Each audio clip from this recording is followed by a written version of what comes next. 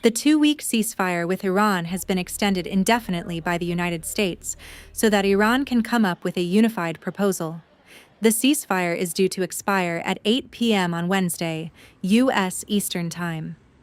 U.S. President Donald Trump on Tuesday said the administration received a request from Pakistan, which hosted the first round of talks between the U.S. and Iran on April 12, to hold the U.S. attack on Iran as to allow its leaders and representatives to submit a unified proposal and until their discussions are concluded. He said he had directed the U.S. military to continue carrying out the naval blockade in the Persian Gulf.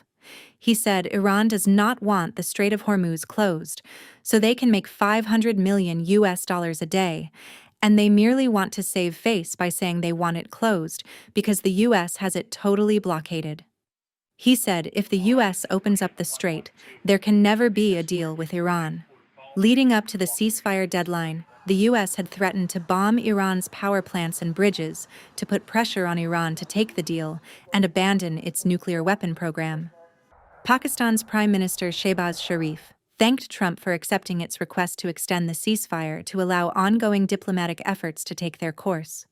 He said he hoped that both sides will continue to observe the ceasefire and will be able to conclude a comprehensive peace deal during the second round of talks to end the conflict.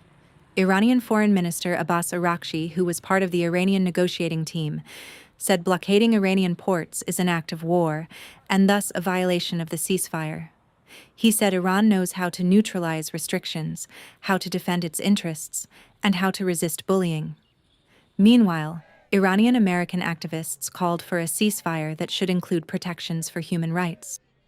Any negotiation with Iran should consider human rights issues in Iran first, and then second, by bombing, the regime is not going to change. We witnessed that in the last more than a month.